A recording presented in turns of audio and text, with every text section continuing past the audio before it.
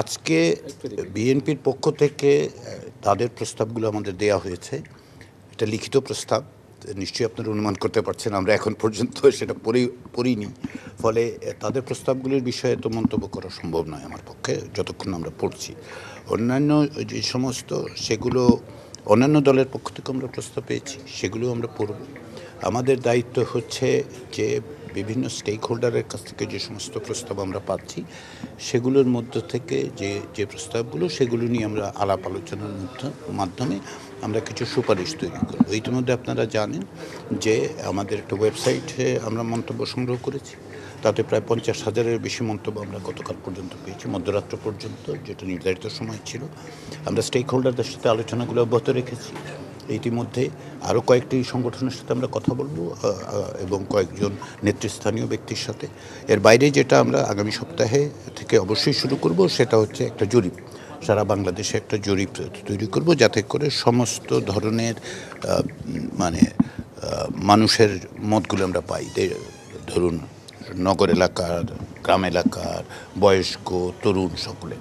তো এটাই হচ্ছে আমাদের কাজের অগ্রগতি হচ্ছে। আমরা আশাবাদী আমাদের কমিশনের সকলে অন্তত আন্তরিকতার সাথে কাজ করছেন এবং আমরা সকল রকম সহযোগিতা পাচ্ছি। আমরা অত্যন্ত আনন্দিত যে সকলে সহযোগিতা করছেন, সিভিল সোসাইটি থেকে পাচ্ছি, রাজনৈতিক দলগুলোর পক্ষ থেকে পাচ্ছি। তো আমরা আশা করছি যে আমরা নির্ধারিত সময়ের মধ্যে আমাদের সুপারিশগুলো দিতে পারবো। স্যার, নির্বাচনের সাথে এই সংবিধান সংস্কারের একটা খুব যোগসূত্র আছে। যেহেতু সামনে নির্বাচন হবে, এখন আসলে বিভিন্ন প্রস্তাব এসেছে, দ্বিপক্ষ বিশিষ্ট প্রস্তাব এসেছে, নানা প্রস্তাব এসেছে। নির্বাচনটা, জাতীয় নির্বাচনটা কোন প্রক্রিয়া হবে সেটার সাথে এটার সাথে জড়িত। তো আপনারা কবে নাগাদ এই শেষ করে আপনাদের এই পুরো প্রক্রিয়া শেষ করতে আসলে কী পরিমাণ সময় লাগবে? আমাদের যে যে যে দায়িত্ব দেওয়া হয়েছে সংবিধান সংস্কার কমিশনের হাতে, যে দায়িত্ব দেওয়া হচ্ছে সেটা হচ্ছে আমাদের কিছু সুপারিশ করার কথা। তো আমরা প্রস্তাবগুলোর মধ্য দিয়ে আমাদের একটা নির্দিষ্ট সময় দেওয়া হয়েছে 90 দিন। আমি যেটা বলি যে যেহেতু 6ই অক্টোবর এই কমিশনের যাত্রা শুরু হয়েছে, আমরা 5ই জানুয়ারি পর্যন্ত সময় পাবো এরকম আশা করছি, যদিও বলা হচ্ছে 30শে ডিসেম্বর পর্যন্ত। তো আমরা সেই প্রস্তাবগুলো দেব। তারপরে নির্বাচনের প্রক্রিয়াগুলো এক হচ্ছে যে নির্বাচন সংস্কার সংক্রান্ত একটা কমিশন আছে, তারা বলবে। আর এটার নির্বাচনের সিদ্ধান্তটা আসলে নেবে অন্তর্বর্তী সরকার।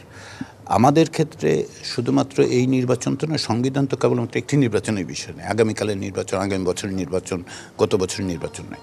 আমরা সংবিধানের মধ্যে যে সমস্ত নির্বাচন সংক্রান্তও যদি যে প্রস্তাবগুলো, যে মতামতগুলো এসছে, সেগুলোর থেকেও আমরা সুপারিশ তৈরি করব।